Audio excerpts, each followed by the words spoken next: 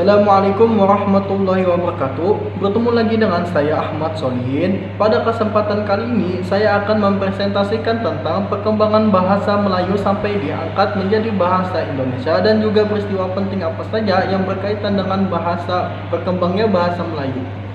Sebelum kedatangannya bangsa Belanda ke Indonesia, bahasa Melayu digunakan sebagai bahasa komunikasi dan juga digunakan sebagai bahasa perdagangan antar daerah. Setelah datangnya ke Indonesia, bangsa Belanda sendiri menjadikan bahasa Melayu sebagai bahasa resmi kedua dalam korespondensi dengan orang lokal.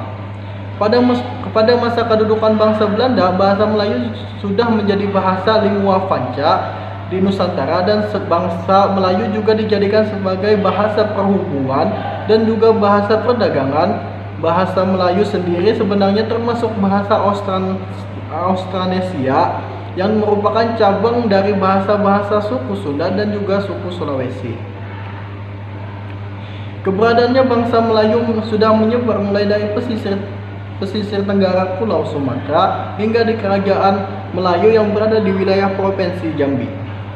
Bahasa Melayu mulai terpecah sekitar abad ke-19 menjadi bahasa Indonesia yang waktu itu sebagai bahasa Hindia Belanda yang persekutuan Tanah Melayu yang sekarang menjadi Malaysia.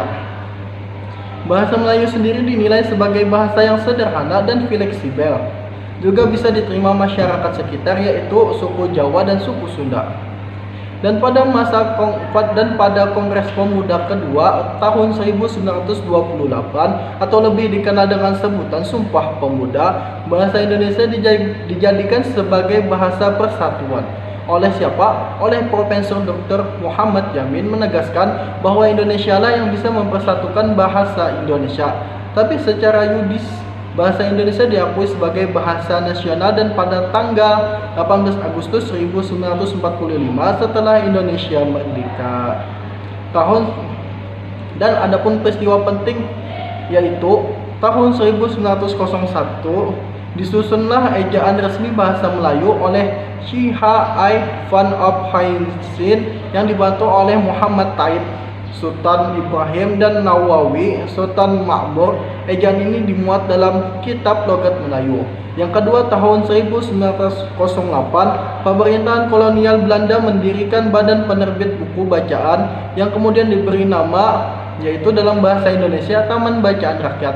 Pada tahun 1917 diubahlah menjadi Balai Pustaka.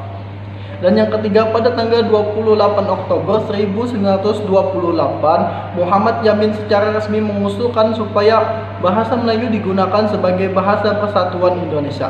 Dan yang keempat, yang terakhir, pada tahun 1936 Sultan Takdir alias Habana menyusun tata bahasa baru bahasa Indonesia. Mungkin cukup sekian presentasi saya. Salah hilapnya dari saya dan lebihnya dari Allah. Assalamualaikum warahmatullahi wabarakatuh.